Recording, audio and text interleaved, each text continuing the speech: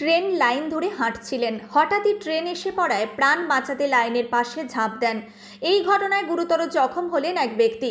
ঘটনাটি ঘটেছে আরামবাগের পূর্ব কৃষ্ণপুর এলাকার। জানা গেছে ওই ব্যক্তির নাম ভাগ্যধর কোলে। স্থানীয় বাসিন্দারা জানান, ট্রেন লাইন থেকে পাশে ঝাঁপ দেওয়ার জন্যই তিনি জখম হয়েছেন। খবর পেয়ে আরামবাগ থানার পুলিশ ও রেল পুলিশ তাকে উদ্ধার করে আরামবাগ মেডিকেল কলেজ হাসপাতালে ভর্তি করেন। মাঠ যাচ্ছিলেন লাইন ধরে, তো যেই দেখেছে সামনে ট্রেন আসছে, ও লাফ মেরেছে, কাছাকাছি চলে এসেছিলো, লাফ মেরেছে। তারপরে পরে ওর হাত পা হয়ে গেছে। তো সেই ট্রেনের যে ড্রাইভার গার্ডকে বলেছে, মানে গোঘাট ট্রেন ছিল, এটা গোঘাট যাচ্ছিল, গোঘাট ট্রেনটা যাচ্ছিল আর কি। কোথায়, মানে গোঘাট যাচ্ছিল না হাওড়া যাচ্ছিল? না, ওই দিক থেকে হাওড়া থেকে গোঘাট যাচ্ছিল। তো ওই ট্রেনের ড্রাইভার গার্ডকে বলে, ইনফরমেশন দেয় যে এরকম একজন করছে। তখন গার্ড আবার আমাদেরকে বলেছে, মানে আমাদেরকে ইনফরমেশন দিয়েছে এখানে এসে, যে এরকম একজন সাইডে পড়েছে। তো আমরা সেই যাচ্ছিলাম, তারপরে সাহেব আবার ওই পুরসভা কি থানা যেন, ওখানে একটা ফাঁড়ি আছে, ওখানে স্যারকে ফোন করলো, তখন ওরা নিয়ে আসছিল আর কি। যার জন্য আমরা আবার আরামবাগে হসপিটালে এসে আবার অ্যাটেন্ড করি। ওর নামটা কি আছে? ওর নামটা ভাগ্যধর কোলে। ওটা কোন জায়গায় হয়েছে ঘটনাটা? ওটা মুন্ডেশ্বরী ব্রিজের এই সাইডে, মানে গোঘাট এন্ডে। আরামবাগ এরিয়া? না, আরামবাগ না, মানে না না, মুন্ডেশ্বরী এইদিকে হয়েছে। আরামবাগ থানার অন্তর্গত বলছে, তাই তো? আরামবাগ থানার পুলিশ কটার টাইমে হয়েছিল ওটা? টাইমটা তো মোটামুটি 9:30 10টা, না তারও আগে হবে, 1:30। ওই গোঘাট ট্রেনের টাইমটা দেখতে হবে। ঠিক আছে, আপনার নাম? আপনার পরিচয়? আমার নাম তো Lalmohan De, head constable Lalmohan De. Thank you sir. কোথায় ঘটনাটা কি ঘটেছে? ঘটনাটা আমাদের পূর্ব কৃষ্ণপুরে ইটভাটার পাশে একটা জলের ট্যাঙ্কির নিচে উনি মানে বসেছিলেন, দুজন লোক ওনাকে বসিয়ে রেখেছিল।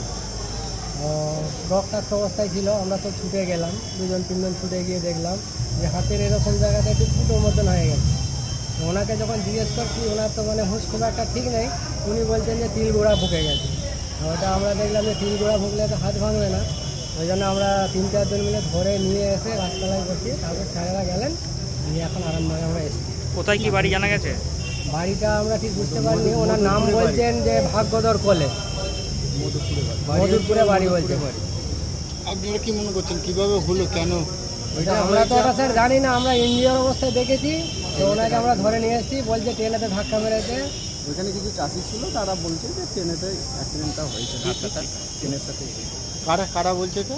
এটা ওখানে কিছু চাষিরা যারা প্রথম দেখেছে। হ্যাঁ, তারা কি বলছে? তারা বলছে ট্রেন রাস্তা থেকেই ওইটা হয়েছে, ট্রেন রাস্তার গায়ে পড়েছিল, বসেছিল, তো ট্রেনেতেই হয়েছিল। ট্রেনটা কোন দিক থেকে আসছিল কিছু জানা গেছে? না, ওইটা কটা নাগাদ হয়েছে মোটামুটি? 9টা 10টা 9:30 9:30 মতো, 9:30। তারপরে ইমিডিয়েটলি থানায় আমাদের ক্যাম্পের স্যারকে ফোন করা হলো, ইমিডিয়েটলি এসে তুলে নিয়ে এসে হসপিটালে। আপনার নাম দাদা? আমার নাম নুরুদ্দিন। শেখ কুতুবুদ্দিন। কোথায় বাড়ি আপনার? পূর্ব কৃষ্ণপুর। ওখানে আরামবাগবাসীর জন্য এলো দারুণ খবর। এখন আরামবাগের নপাড়া ফুটবল মাঠের কাছেই খুলে গেছে ক্যাম্পার ডিস্ট্রিবিউটার পয়েন্ট। তাই আরামবাগ থানার অন্তর্গত সমস্ত ব্যবসায়ী ভাই বোনেদের জানানো যাচ্ছে, আপনারা যদি ক্যাম্পা প্রোডাক্ট নিয়ে ব্যবসা করতে চান, তাহলে আর দেরি না করে এখনই যোগাযোগ করুন। আর খুচরো ক্রেতারা যদি কাছাকাছি কোথাও ক্যাম্পা সফট ড্রিঙ্কস না পান, তাহলে চিন্তা নেই, এক ফোন করুন, আমরা পৌঁছে দেব আপনার এলাকায়। যোগাযোগ করুন আরামবাগ নপাড়া খেলার মাঠের কাছে। মোবাইল নম্বর 814534115573 এবং 8768338084। আরামবাগে এখন থেকে ক্যাম্পা মানেই তাজা স্বাদ।